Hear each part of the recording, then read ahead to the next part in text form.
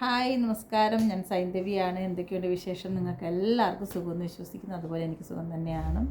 അപ്പോൾ എനിക്ക് നിങ്ങളോട് ഇന്നൊരു സാഡ് ന്യൂസ് പറയാനുണ്ട്. അത് വേറെ ഒന്നുമല്ല, ഞാൻ പറഞ്ഞിരുന്നല്ലോ ഒരു ഫ്ലാറ്റിൻ്റെ തൊട്ടടുത്ത ഫ്ലാറ്റിലെ അമ്മയ്ക്ക് ഇങ്ങനെ ഒരു സുഖമില്ലാതെ ഹോസ്പിറ്റലാണെന്ന്. ശരിക്കും പറഞ്ഞാൽ അമ്മ ഇന്ന് മോർണിംഗിൽ പോയി. അപ്പം നാളെയാണ് അതിൻ്റെ ചടങ്ങും കാര്യങ്ങളൊക്കെ വെച്ചിരിക്കുന്നത്. അപ്പം എന്താ പറയുക, മനസ്സിൽ വല്ലാത്തൊരു വിഷമം തന്നെയാണെന്ന് പറയാം. കാരണം ഞാൻ വന്ന ഫസ്റ്റ് സമയത്ത് അമ്മേനോട് സംസാരിച്ചതാണ്, അതൊക്കെ നിങ്ങളോട് ഷെയറും ചെയ്തിട്ടുണ്ട്. എനിവേ, മനുഷ്യൻ്റെ ജീവിതം ഇങ്ങനെയാണ്. എന്താ പറയുക, നമ്മൾ പോലും പ്രതീക്ഷിക്കാതെ നമ്മൾ ഇന്ന് കണ്ടവരെ നാളെ കാണില്ല എന്ന് പറയുന്ന ഒരു മെത്തേഡ് എത്രയോ ശരിയാണെന്ന് എനിക്ക് ഈ ഒരു സംഭവത്തോടെ കൂടുതൽ മനസ്സിലായി. അന്നേരം എന്താ പറയുക, എല്ലാവരും വാവ് വിളിക്കാനൊക്കെ പോകാനുള്ള റെഡി ആവുമെന്ന് എനിക്കറിയാം. അപ്പോൾ ഞാനും പോകുന്നുണ്ട്, അപ്പയ്ക്ക് വേണ്ടിയിട്ടുള്ള ചടങ്ങുകൾ ചെയ്യാൻ മോർണിംഗിൽ പോകുന്നുണ്ട്. അന്നേരം നമ്മളെക്കൊണ്ട് പറ്റുന്ന കാര്യങ്ങൾ നമ്മുടെ പൂർവികർക്ക് വേണ്ടി ചെയ്യുക. കാരണം അച്ഛനായാലും അമ്മയായാലും സഹോദരങ്ങളായാലും ആരായാലും നമ്മുടെ അടുത്ത് നിന്ന് നഷ്ടപ്പെട്ടു പോയിട്ടുണ്ടെങ്കിൽ അവർക്ക് വേണ്ടിയിട്ട് നമ്മൾ ചെറുതായിട്ടെങ്കിലും ഒരു ബലിതർപ്പണം നടത്തുക. ഒരു അപ്പയുടെ ആണ്ട് അടുത്ത മാസം വരുന്നുണ്ട്, 17-ാം തീയതി ആണ് അപ്പയുടെ ആണ്ട് വരുന്നത്. അന്നേരം അന്നും ബലിതർപ്പണം ചെയ്യാൻ വേണ്ടിയിട്ട് പോകണം. പക്ഷേ ഇന്ന് ഞാൻ ഇവിടെ പോകുന്നത് ഒരു അമ്പലത്തിലാണ് പോകുന്നത്. പക്ഷേ അന്ന് ഞാൻ പോകുന്നത് ചേലമറ്റം ആ ക്ഷേത്രത്തിൽ തന്നെ പോയി ചെയ്യും. എനിവേ, വിഷമമുണ്ട്. കാരണം നമുക്ക് നമ്മുടെ ലൈഫിൽ നമ്മുടെ ഏറ്റവും അടുത്തപ്പെട്ടവരെ, അല്ലെങ്കിൽ നമുക്ക് ഏറ്റവും വേണ്ടപ്പെട്ട ആൾക്കാർ, അല്ലെങ്കിൽ നമ്മുടെ അടുത്തറിയ ആൾക്കാർ നമ്മളിൽ നിന്നും ഓരോ വർഷങ്ങളിൽ നിന്നും ഇങ്ങനെ അകന്നകന്നകന്ന് പോവുകയാണ്. ഇപ്പോൾ അപ്പ മരിച്ചിട്ട് ഫസ്റ്റ് വാവാണ് ഈ വരുന്നത്. ആദ്യത്തെ വാവിൽ അപ്പയ്ക്ക് മരിച്ച സമയത്തായിരുന്നു ചെയ്യാം. അപ്പം ഓണം കഴിഞ്ഞിട്ടാണ് തിരുവോണം കഴിഞ്ഞിട്ടാണ് അപ്പം മരിക്കുന്നത്. പുണർത്തിൻ്റെ അന്നാണ് അപ്പം മരിക്കുന്നത്. അപ്പം അത് കഴിഞ്ഞ് പിന്നെ ഇപ്പോഴത്തെ ആ ഒരു 1 ഇയർ ആണ്ട് കഴിയാൻ നമുക്ക് ഇങ്ങനെ ബലിയിടാനോ കാര്യങ്ങളോ പാടില്ല. അതുകൊണ്ട് അത് അന്ന് ചെയ്യാൻ പറ്റിയില്ല. പക്ഷേ ഇത് ഫസ്റ്റത്തെ ബലിയാണ് അപ്പയ്ക്ക് ഇപ്പോൾ വരുന്നത്. അന്നേരം മനസ്സിൽ എപ്പോഴും അപ്പയുണ്ട്. കാരണം ചില സമയത്ത് മിസ് ചെയ്യാറുണ്ട്. കാരണം ഞാൻ നിങ്ങളോട് തന്നെ പറഞ്ഞിട്ടുണ്ട്, ചില സമയങ്ങളിൽ നമ്മൾ എന്തെങ്കിലും ഒരു തിരക്കായ സമയത്തോ അപ്പ വിളിക്കുന്ന സമയത്ത് ഫോൺ എടുക്കാതെ ഇരുന്നിട്ടുണ്ട്. കാരണം ആ എടുക്കാതിരുന്ന സമയത്ത് പക്ഷെ അന്നേരം നമ്മളൊന്നും അറിഞ്ഞില്ല. ഒരിക്കൽ നമ്മളുടെ കയ്യിൽ നിന്ന് ഇവരെല്ലാം വിട്ടു പോകേണ്ടതാണെന്ന് അന്ന് നമ്മൾ ഓർത്തില്ല. പക്ഷേ 1, 2, 3 പ്രാവശ്യം എൻ്റെ ലൈഫിൽ എനിക്ക് അങ്ങനെ പറ്റിയിട്ടുണ്ട്. പക്ഷേ ഇന്ന് ഞാൻ അത് ഓർത്ത് ഭയങ്കരമായിട്ട് വിഷമിക്കുന്നു. ഒരു കോളെങ്കിലും എൻ്റെ അപ്പയുടെ ഫോണിൽ നിന്നൊന്ന് വന്നിരുന്നെങ്കിൽ ഞാൻ ആഗ്രഹിക്കുന്നുണ്ട്. കാരണം എല്ലാ മക്കൾക്കും, എല്ലാ അച്ഛനും അമ്മയായാലും സഹോദരങ്ങളായാലും നമ്മളെ ഏറ്റവും പ്രിയപ്പെട്ടവരായാലും നമ്മളിൽ നിന്ന് അകന്നു പോകുമ്പോൾ ഒരു വലിയൊരു പെയിൻ തന്നെയാണ്. ഇന്നും ഞാൻ ആ പെയിനിൽ എന്താ പറയുക, ശരിക്കും അനുഭവിക്കുന്നൊരു സ്ത്രീ തന്നെയാണെന്ന് പറയാം. ആണ്. അന്നേരം എനിക്ക് ഏറ്റവും ഇഷ്ടം എൻ്റെ അപ്പയെ തന്നെ ആയിരുന്നു. കാരണം ഒരു പരിഭവങ്ങളോ ഒരു ഒന്നും ഇല്ലാത്തൊരു പാവം മനുഷ്യൻ തന്നെ ആയിരുന്നു. കാരണം മക്കളോട് ഭയങ്കര സ്നേഹമുള്ള വ്യക്തിയായിരുന്നു കേട്ടോ. ഉള്ളത് പറയാമല്ലോ, മക്കളോട് ഭയങ്കര സ്നേഹമായിരുന്നു. കാരണം എപ്പോൾ മക്കളെ കാണുന്നു അപ്പോൾ ഒരു പൊതി കൈ കാണും, ഒരു പലഹാര പൊതി കൊണ്ടുവന്ന് തരും. അത് ഇത്രയും വളർന്ന മക്കളാണെന്നൊന്നും ചിന്തയൊന്നുമില്ല. പുറത്തുനിന്ന് പോയിട്ട് എപ്പോൾ വീട്ടിൽ തിരിച്ച് വരുന്നോ, ഇല്ലെങ്കിൽ എപ്പം നമ്മളെ കാണാൻ വരുന്നോ ആ ടൈമിൽ അപ്പയുടെ കയ്യിൽ ഒരു സ്നാക്സ് പൊതി അപ്പയുടെ കയ്യിൽ കാണും. ശരിക്കും പറഞ്ഞാൽ അതൊക്കെ ശരിക്കും ഒരു ഓർമ്മ തന്നെയാണ്. അതൊന്നും നമ്മൾ മരിക്കും കാലം വരെ നമ്മളുടെ രക്ഷകർത്താക്കളെക്കുറിച്ചുള്ള ഓർമ്മകൾ നമ്മളെ വിട്ടു പോകില്ല. പിന്നെ പല ആൾക്കാരും വന്ന് പറയും നമ്മൾ അവരോട് ഇങ്ങനെ ചെയ്തു അങ്ങനെ ചെയ്തു എന്നൊക്കെ പറയും. പക്ഷേ എൻ്റെ സ്നേഹം മനസ്സിലാക്കേണ്ടവർ മനസ്സിലാക്കുമെന്ന് ഞാൻ വിശ്വസിക്കുന്നു. അത്രയേ ഉള്ളൂ. പിന്നെന്താ പറയുക, ജീവിതത്തിൽ അതുപോലെ വേണ്ടപ്പെട്ട കുറേ ആൾക്കാർ നമ്മളുടെ ഫാമിലിയിൽ നിന്ന് പോയിട്ടുണ്ട്. അതിൽ ചില ആൾക്കാരെ കാണാനേ പറ്റിയിട്ടില്ല, കേട്ടറിഞ്ഞ് മാത്രമേ ചെയ്തിട്ടുള്ളൂ. എനിക്ക് ഏറ്റവും കൂടുതൽ എൻ്റെ ലൈഫിൽ എനിക്ക് മിസ്സായത് എൻ്റെ അമ്മാമ്മ മരിച്ച സമയത്തായിരുന്നു. കാരണം ആ സമയത്ത് ഞങ്ങൾ ഇന്ത്യയിലില്ലായിരുന്നു, ഞങ്ങൾ അബ്രോഡായിരുന്നു. അപ്പം ഈ കൊച്ചുമക്കളുടെ ഏറ്റവും സ്നേഹം കൂടുതൽ എന്നോടും സിസ്റ്ററോടൊക്കെയാണ്. ആ ടൈമിൽ പുള്ളിക്കാരിയെ വന്ന് കാണാൻ പറ്റിയില്ല. കാരണം അബ്രോഡ് ആയതുകൊണ്ട് വരാൻ പറ്റിയില്ല. അന്ന് വിസയുടെ ഒക്കെ എന്തോ പ്രശ്നം ഉണ്ടായതുകൊണ്ട്. പിന്നെ അമ്മാമ്മയുടെ മൂത്ത മകൻ പറഞ്ഞു അമ്മേനെ ഇങ്ങനെ ഫീസറിൽ വെക്കാൻ താല്പര്യമില്ല എന്ന് പറഞ്ഞത് കൊണ്ടും ശരി, ഓക്കെ, അത് അവരുടെ മകനാണ് പറയുന്നത്. നമ്മൾ കൊച്ചുമക്കൾ, അതിൻ്റെയുള്ള അവകാശങ്ങളേ ഉള്ളൂ. മൂത്ത മകൻ ഇങ്ങനെ പറഞ്ഞു എന്നാണ് പിന്നെയുള്ള കാര്യങ്ങൾ അറിഞ്ഞത്. അന്നേരം അതുകൊണ്ട് ആ ഒരു ചടങ്ങിൽ വരാനോ ഒന്നും പറ്റിയില്ല. പിന്നെ അമ്മാവയ്ക്ക് വേണ്ടിയിട്ട് നമ്മൾക്ക് ഒരു വായ്ക്കലിടണമെന്നുള്ള ആ ഒരു കടമ പോലും നമുക്ക് ചെയ്യാൻ പറ്റിയിട്ടില്ല. അതെന്നും മനസ്സിലൊരു കുറവ് തന്നെയാണ്. കാരണം ഞങ്ങളെന്ന് വെച്ചാൽ ഞങ്ങളുടെ അമ്മയ്ക്ക് ഭയങ്കര ജീവനായിരുന്നു. ആ മക്കൾ തന്നെ അടുത്തില്ലായിരുന്നു എന്നറിയുമ്പം ആ ആത്മാവ് ഒത്തിരി വേദനിച്ച് കാണും. കാരണം സംസാരിക്കുമായിരുന്നു, ഫോണിൽ സംസാരിക്കുമായിരുന്നു, അത് വേണം ഇത് വേണം എന്നൊക്കെ പറയുമായിരുന്നു. അങ്ങനെ കൊണ്ടു കൊടുക്കണം എന്നൊക്കെ വിചാരിച്ചിരുന്ന സമയത്താണ് പുള്ളിക്കാരി ഞങ്ങളെ വിട്ടു പോയത്. കാരണം ഇന്ന് ജീവിതത്തിൻ്റെ ഒരു എന്താ പറയുക, ഇത്രയും ഒരു നമ്മുടെ ലൈഫിൽ ഇത്രയും ഒരു സ്വാധീനം ചെലുത്തിയൊരു വ്യക്തിയെന്ന് ചോദിച്ചാൽ എൻ്റെ അമ്മാമ്മ തന്നെയാണ്. കാരണം പുള്ളിക്കാരി വളർത്തിൻ്റെ കുറേ നല്ല ക്വാളിറ്റി ഇന്നും ഞങ്ങളുടെ കയ്യിലുണ്ട്. കാരണം അത് ചെയ്യരുത്, ഇത് ചെയ്യരുതെന്ന് പറ ആ സമയത്ത് നമുക്കതൊരു വിഷമമായി തോന്നും. പിന്നെ അത് എന്താ പറയുക, നമുക്ക് പിന്നെ നമ്മുടെ വളർന്ന് വരുംതോറും നമ്മളത് ആലോചിക്കുമ്പോൾ അന്നത് അമ്മമ്മ പറഞ്ഞ കറക്റ്റാണ്, അത് ചെയ്യാൻ പാടില്ല എന്ന് പറഞ്ഞാൽ കറക്റ്റ് തന്നെയാണെന്ന് ആലോചിക്കുമ്പോൾ ശരിക്കും അവരോട് നമുക്ക് ഒത്തിരി ബഹുമാനം തോന്നും. കാരണം നമ്മളൊരു തെറ്റായ വഴി കൂടെ പോകാൻ ഒരിക്കലും പുള്ളിക്കാരി സമ്മതിക്കില്ലായിരുന്നു. അതങ്ങനൊരു ആളായിരുന്നു.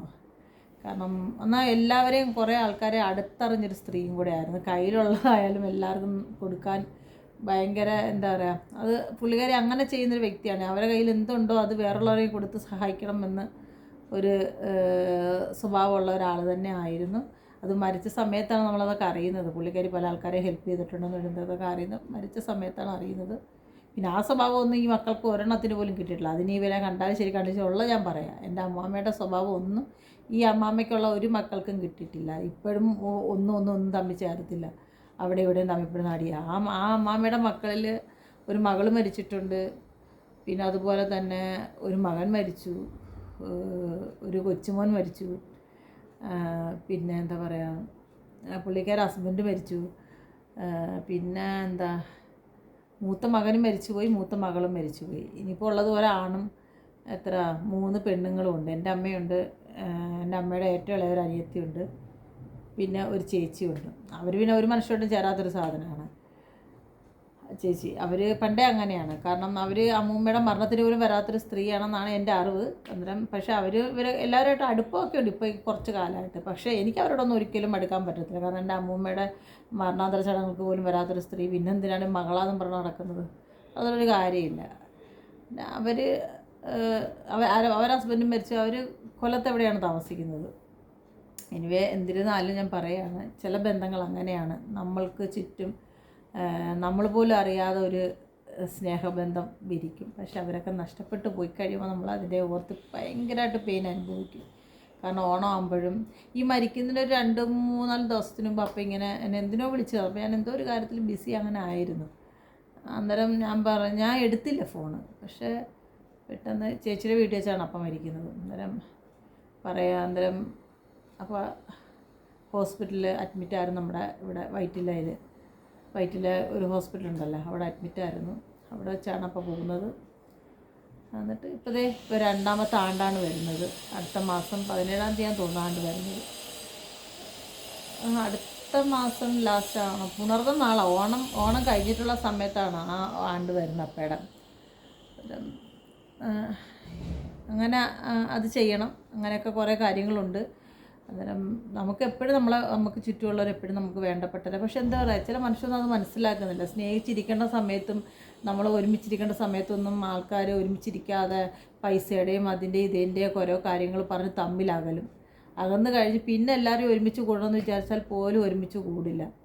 അങ്ങനൊരു സിറ്റുവേഷനാണ് മനുഷ്യൻ്റെ ഇടയിലുള്ളത്. കാരണം ബന്ധങ്ങൾക്കിടയിലാണെങ്കിൽ പോലും ഞാൻ പറയാം, സീരിയസ്ലി എവിടെയും പൈസയ്ക്കാണ് വാല്യൂ. ബന്ധങ്ങൾക്ക് വിരലെണ്ണാവുന്ന ആൾക്കാർ മാത്രം അതിന് വാല്യൂ കൊടുത്ത് ജീവിക്കുന്നതേ എനിക്ക് തോന്നിയിട്ടുള്ളൂ. ബാക്കി എല്ലാ ബന്ധങ്ങളും ഇന്ന് പൈസയുണ്ടോ നമുക്കൊപ്പം ഉണ്ട്, പൈസയില്ലേ നമ്മുടെ ഒപ്പം ഇല്ല എന്നുള്ള പല രീതിയിൽ എനിക്കത് മനസ്സിലായിട്ടുള്ളൂ പല ആൾക്കാരിൽ നിന്നും.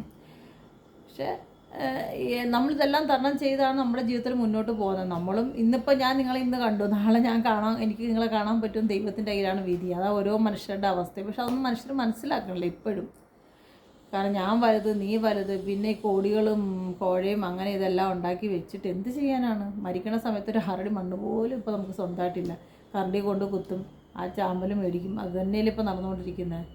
പണ്ടൊക്കെയാണ് 6 അടി മണ്ണ് സ്വന്തം എന്നൊക്കെ പറയാൻ പറ്റുന്നത്. ഇപ്പോൾ അതുപോലെ സ്വന്തം എന്ന് പറയാൻ ഒരു അവകാശവും നമുക്കില്ല ഈ ഭൂമിയിൽ. പിന്നെ ആ സമയത്ത് നമ്മൾ ഇട്ടിരിക്കുന്ന എന്തെങ്കിലും ഒരു നല്ല തുണിയാണെങ്കിൽ, നല്ലൊരു വെള്ള തുണിയാണെങ്കിൽ അത് തന്നെ ഒരു ഭാഗ്യമെന്ന് വിശ്വസിക്കാം. അത്രയേ ഉള്ളൂ. ഇന്ന് ഞാനാണെങ്കിൽ നാളെ നിങ്ങൾ എന്ന് മാത്രമുള്ളൊരു അവസ്ഥയാണ് ഇപ്പോഴത്തെ കാലം. അപ്പം ഇതൊക്കെയാണ് എനിക്ക് നിങ്ങളോട് ഷെയർ ചെയ്യാനുള്ളത്. നമ്മൾ മനുഷ്യനിലുള്ള അഹങ്കാരങ്ങളിൽ സ്റ്റോപ്പ് ചെയ്യുക. അന്നേരം നമുക്ക് ചെയ്യാൻ പറ്റുന്ന കർമ്മം, മരിച്ച ആൾക്കാർക്ക് വേണ്ടി ചെയ്യാൻ പറ്റുന്ന കർമ്മങ്ങൾ ചെയ്യുക.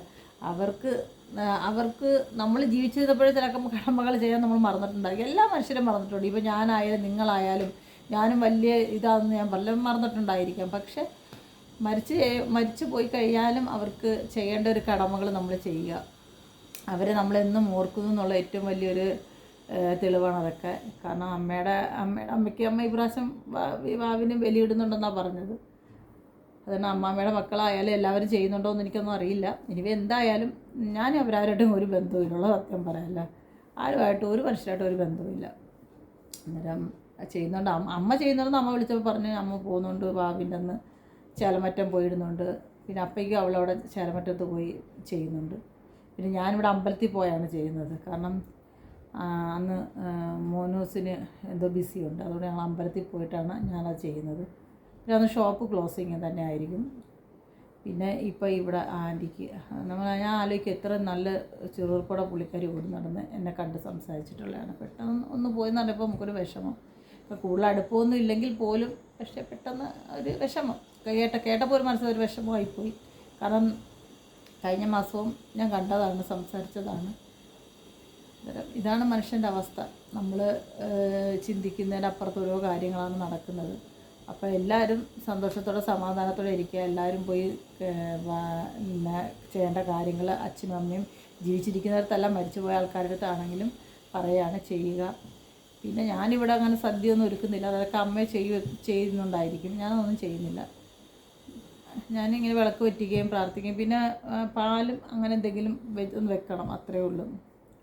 അതിൽ കൂടുതൽ ഒരു കാര്യങ്ങളും ഇല്ല. അങ്ങനെ എല്ലാവരും സന്തോഷത്തോടെ സമാധാനത്തിലേക്ക് അടുത്തൊരു വീഡിയോ ആയിട്ട് വീണ്ടും കാണാം. Okay, bye bye, Tata.